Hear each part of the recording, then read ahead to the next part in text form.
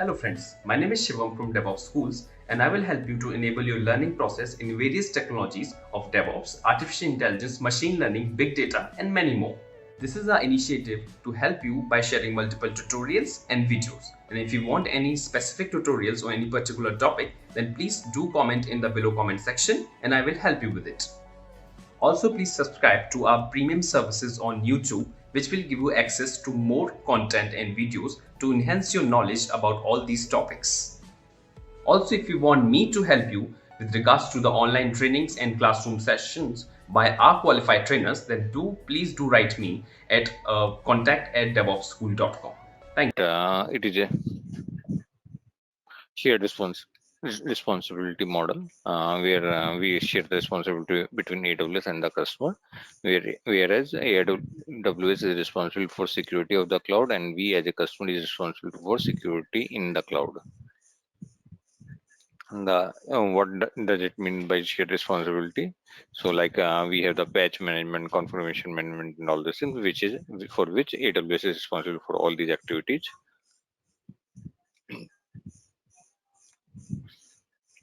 While security and compliance, as I mentioned, it is shared responsibility between AWS and the customer.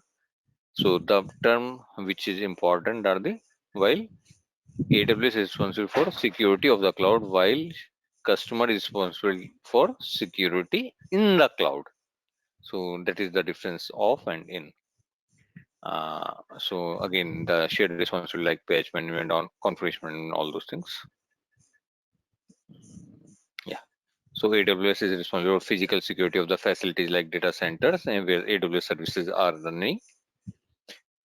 They are also responsible for protecting the underlying infrastructure like no unauthorized should access in the data center and hardware, software. The software means where the cloud environment is running, the networking layer, how we connect it to AWS console, the virtualization layer where our the KMS and all, and the bare metals and all those things. So AWS is responsible for. What is the customer responsibility? The customer is responsible to manage the guest operating system, the VMs we create. So the VMs we are creating, we are responsible for that, including update and security patches, associated application softwares, and the configuration of the AWS provided security group, firewalls, and etc. Services and communication protection or zone security, which may require a customer to route or zone data with specific security requirement.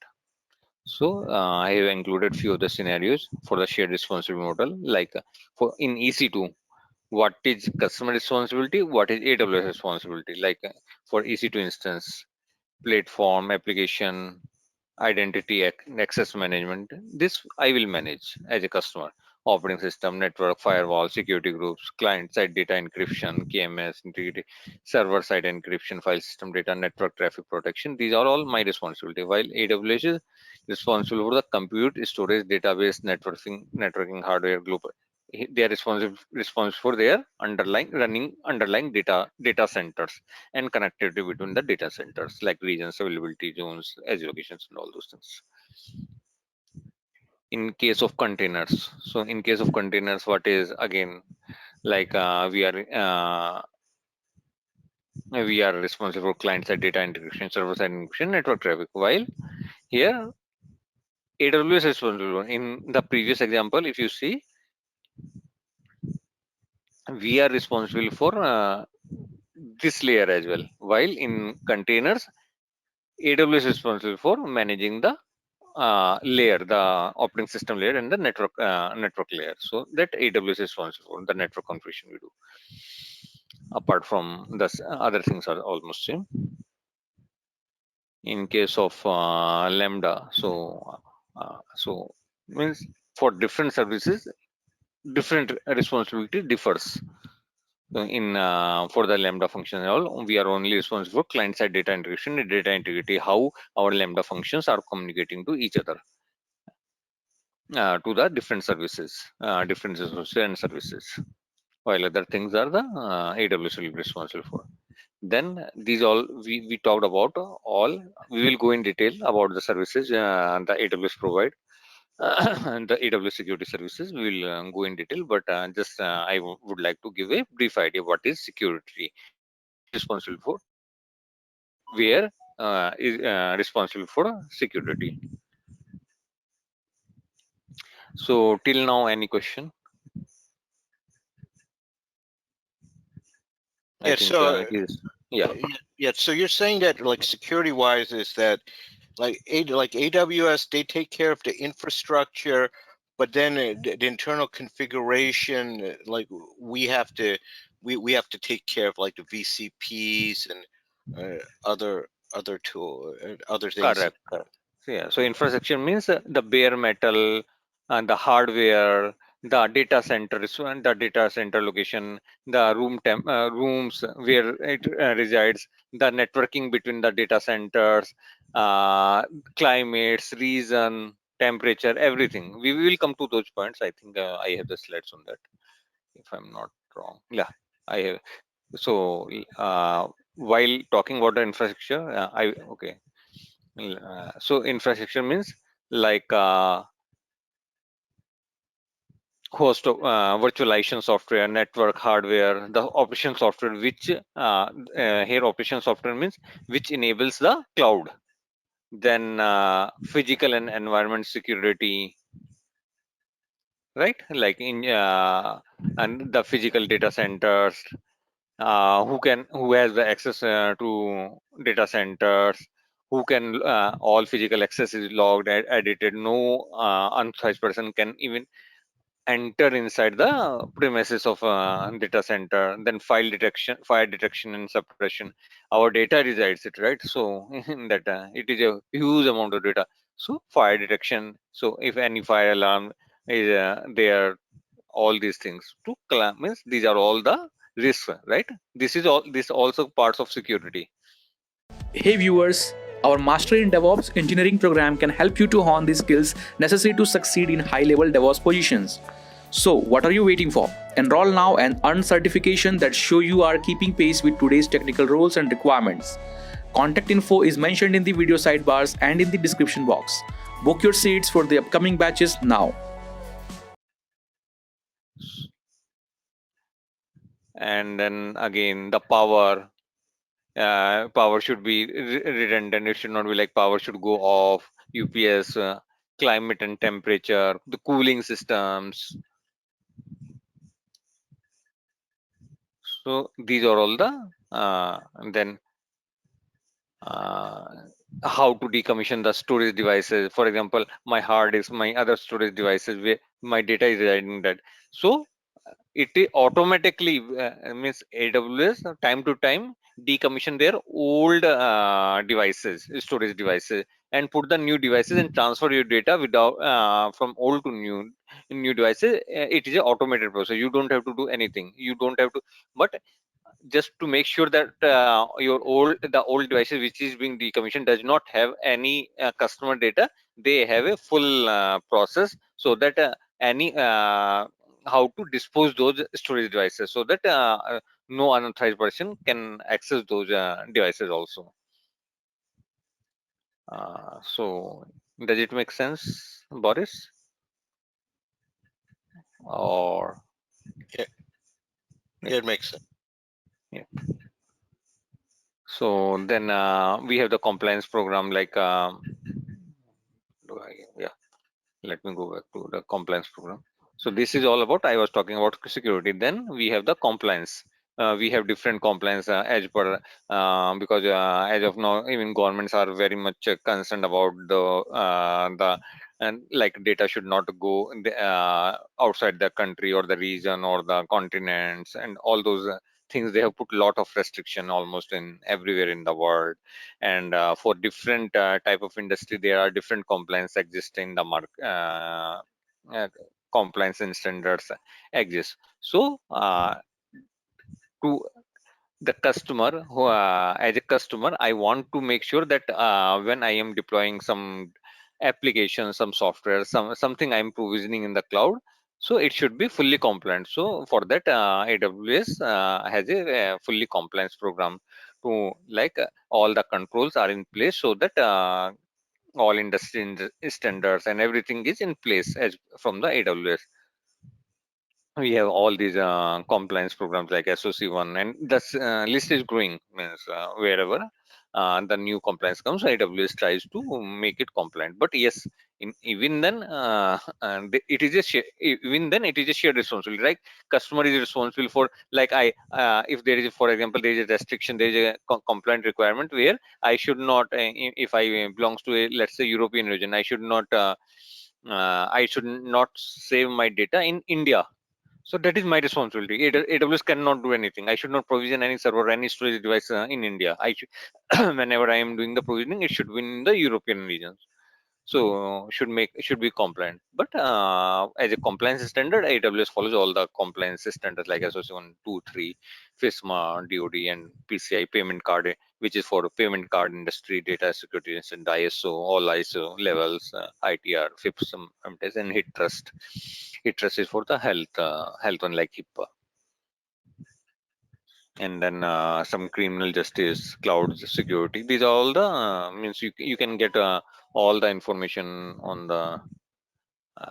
their website also. And this is the if you in anyone is interested to see the current compliance program, they can just go and look in this website, aws.amazon.com compliance program, where it mentions the as I mentioned, the customer is also remain responsible complying with applicable compliance law and regulations.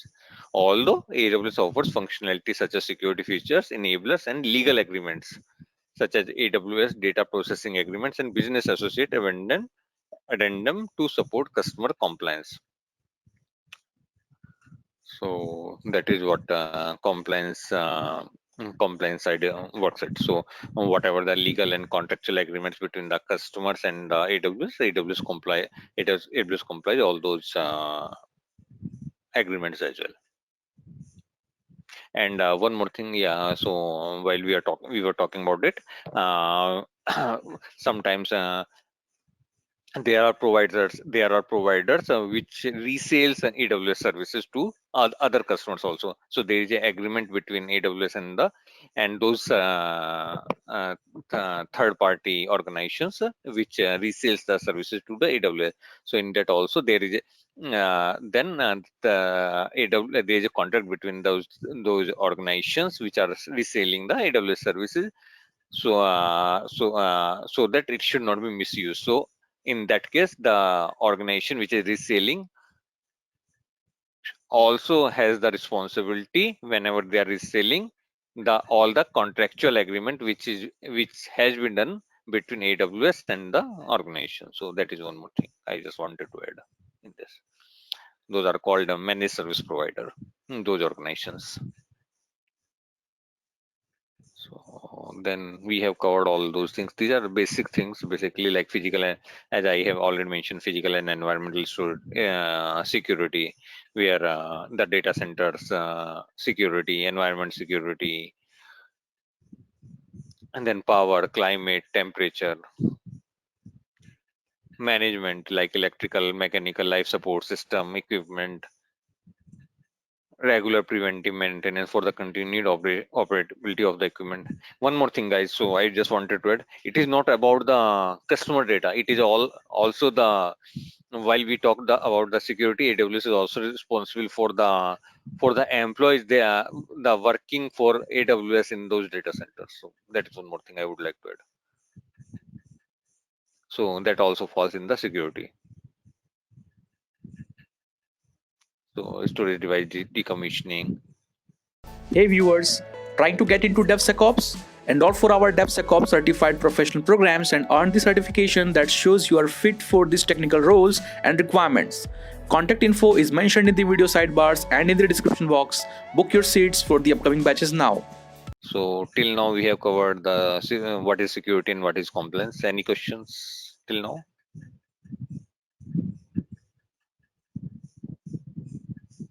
Okay, great. So now we have the business continuity management. So where AWS is responsible for, like, so that customer business should not hamper, should right? Because these days, even if your system is down for a few minutes, you may lose a lot of customers and amount and business, right? So kind of. So availability. So AWS customer has the flexibility to provision instance and store data within multiple geographic regions. So like Boris is also means architect, so he must be knowing. While AWS is responsible to available its data center security, everything, but it's climate, temperature, everything. But doesn't mean while we are designing the system, we should take care of all those things. It is customer also, while designing the system, that in case something happens, something disaster happens, some climate or natural disaster happens, your system should be working, so that as per the business requirement, we can use multiple, we can provision the instance in multiple geographic regions and across multiple availability zones, and all those things we should be taking care of, so that in case one availability zone is failure, your system which are running in other availability zone and regions will take over that load, and business will be continuing. Then guys, any doubt in this part? This is, I think, basic things, but while we do the while we provision the EC2 instance and all those things, and while we design the while we design the system also, we read all these things, that how to use how to create resources in multiple availability zone, and how to replicate it in multiple geographic regions and all those things, right? So we know that availability zones which are not in a single data center, which are availability zones always are multiple data centers, some hundreds kilometers apart, right? And geographic regions like different regions, geographic regions in the world. So would be like when you're making a business continuity plan, where like for AWS, you'd add like availability, incident response, network security. You'd put all these things into the plan. That's correct. Okay. So yeah, that's correct. You have, as a customer, while you are designing the system, you have to take care of. Although AWS provides that my system will be up, will remain up for, they provide the SLA and everything, is still as per the business, how critical your business is.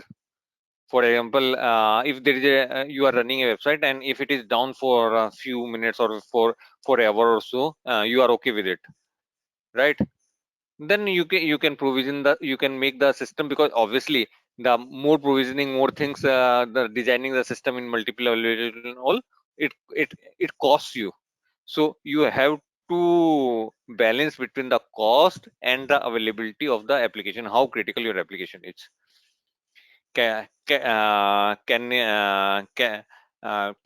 your application can your customer be okay if your application is down for some time, or you want 100% availability all the time? So those things we need to take care of. So we have to make the balance between all these things.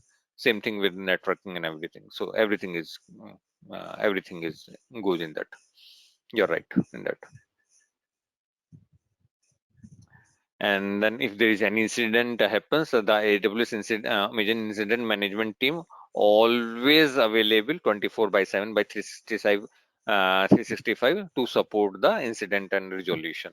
And in fact, I can show it to you. The network security, the AWS network team has been architected to enable its customer to build geographically dispersed, full fault-tolerant web architecture with cloud resources, and to select the level of security and resilience of their workload. So, for example, if you have designed the system which is running in multiple availability zone or different geographic, you are taking the backup in different geographic locations and all those things. So, in case one availability zone is down, automatically the network is designed in such a way by the AWS, that is AWS part. The network is designed in such a way that it will be automatically moved to the different availability zone. But you have to provision the system, you have to design the architecture in such a way. Yep. And on the incident response part, as I said, we have this thing. Let me go to AWS management and go to the support center. So we have the 24 by 7, 24 by 7 by 365 support center available, where you can log your incident response if there is an issue.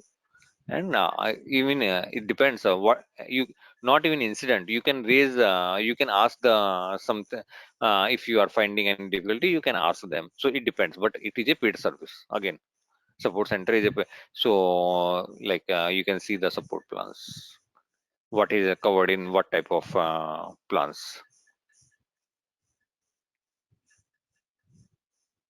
So we have developer, business, enterprise, all these things. So not everything is covered in everywhere.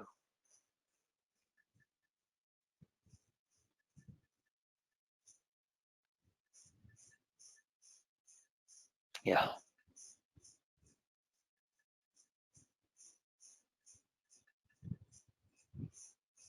Guys, anyway, I think Boris is also already certified, but others, I strongly recommend to go for this AWS Cloud Practitioner exam. It is a, in case you are interested, you please go to the this AWS Cloud, because it is showing as a Hey viewers, are you looking for formal training on SRE practices? Take our SRE program. This course will teach you how to successfully implement site reliability engineering in the modern day 24/7 services. Kickstart your SRE training today. Contact info is mentioned in the video sidebars and in the description box. Book your seats for the upcoming batches now. um, in this space. So just for that's why it came to my mind, because you are planning to have some information or planning to make a career, means something. Everyone has different career aspects, but yeah, still for the you can start, means even if you are not, if you are going only for a basic understanding of the AWS, you can go for this cloud practitioner essential examination, and you can go for free trainings and all those things also. So, yeah. So there, yeah. So network security, then secure network architecture, including firewall. So network devices, including firewall and other boundary devices, are deployed to monitor and control the network flow at the external boundary of the network and at the key internal boundary. These boundary devices uses ACLs and configurations. Yeah. And then we are talking about the secured access point. AWS has strategically deployed a limited number of access points to the cloud to do a comprehensive monitoring of inbound and outbound communication and network traffic. So these are all the things are in place, but you need to design your system in such a way so that it mm, uh, uses these the features which AWS provides in your security preview. And then we have transmission, like we can only access any of the services through HTTP or HTTPS using SSL, and the crypto which is designed to protect against eavesdropping, tampering, and message forgery. So we should be always using HTTPS over HTTP. And then network monitoring and protection. So we have the AWS network provides significant protection against traditional network security. For example, DDoS attacks, MITM attacks, IP spoofing, port scanning. So port scanning is these days DDoS and port scanning is most popular. Whenever they DDoS is not a means kind of a some threat, but DDoS is where the bad guy wants to take your system down rather than putting some virus in your system. And port scanning, the bad guy means whoever is the, you understand, right? So those guys first want to scan the ports, whichever the ports are open, and if there is any port through which they can enter in the system. So those things are actually very common these days. In fact, if anyone interested, yesterday there was a massive breach in Microsoft Azure, which is another cloud service provider, through which there is a company actually who goes on to check the different cloud service provider security aspects. So they only found out this breach, and through that breach, actually those guys could enter in the system and could get all major customers like Coca-Cola and all data. So there is big news in that. If you do the Google, you will find it's a very big breach in Microsoft Azure. And security features. So uh, there are many services which we will discuss about it in going forward uh, to keep safe our account and resources from unauthorized access, and then create AWS credentials and their users. So these are all the credential types. We'll learn in detail where these are all the credential type, like passwords, multi-factor authentication, access keys, key pairs, and certificates. So passwords we know, like, right, to log into the console through the root account or the IAM user account. We know this. It should be so. There's a this is a criteria provided by AWS, that it should be a minimum of 6 character and must be up to 128 character. We have the authority to change these settings. So minimum maximum we can not change. Like they are saying minimum, but as for my organization, I will show it to you. I want that user password should be more than 20 characters, so I can change those settings. Then multi-factor authentication, I will show how to set up it. Although we will not set up, but I will show the options where we can set up the multi-factor authentication and what is that. But we know, right, what is multi-factor authentication. It is a 6-digit single use code that is required in addition to your password to log in your AWS account or IAM user account. Then we have the AWS access keys, uh, which will be used. These are the digitally signed requests for the AWS API, like SDK, CLI. If you are doing some programming something, you need the access key, right? You don't put your username password in the code, so you need some access keys. So those things, ID key, this works with the combination of key ID and secret key for the programmatic access. This is called programmatic access. Then we have the key pairs to log into the your VMs, your virtual machine, your EC2 instances. For that, we create the EC pairs. For the SSH login or even RDP login, we need the key pairs. And key pairs, these are the major EC2 users with the 1024-bit SSH to RSS key. And this is the protocol SSH to RSS keys, and they can generate the key pair whenever launch an instance or bring your own key. We can create your own key as well and put it in there if we don't believe on the AWS. It might be a regulatory requirement as well, that we will not use AWS keys. We will use our own keys. And we have the certificates, digital signed SOAP request to AWS API over SSL certificate, HTTPS. So guys, till now, any question? Okay, so we will go in detail. We are in the other slide. I have a different slide, but I just wanted to know, let you know that this AWS Cloud Trail, this is a very important security services provided by AWS, which logs each and every event in AWS. Oh, I just have a quick question about the previous your slide 19.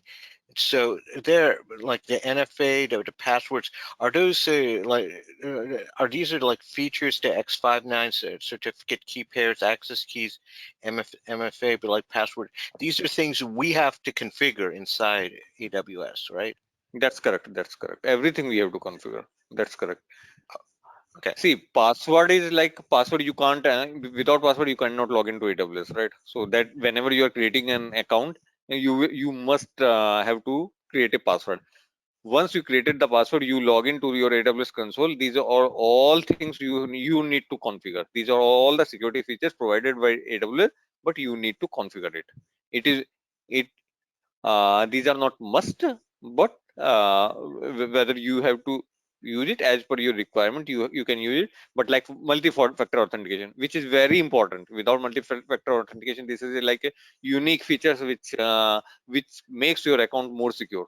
So even your password is exposed somehow, the password, for example, I have a password of some yours password. Even I can't enter in your account until until I have your MFA key, which is only valid for 30 seconds or a minute.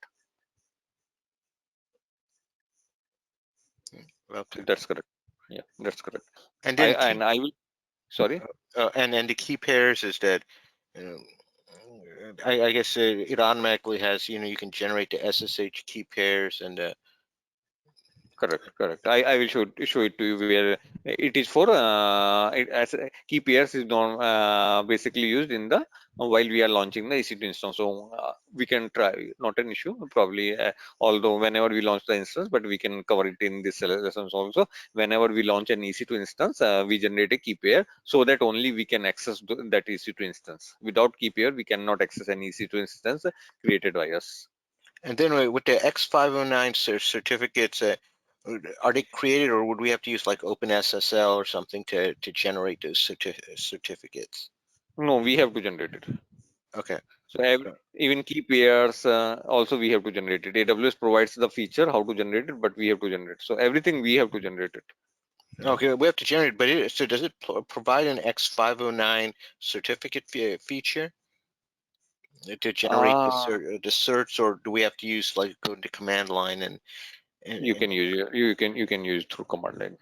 Okay. That's all I have. Okay. Thanks for watching. Want to study further? Join our training programs today.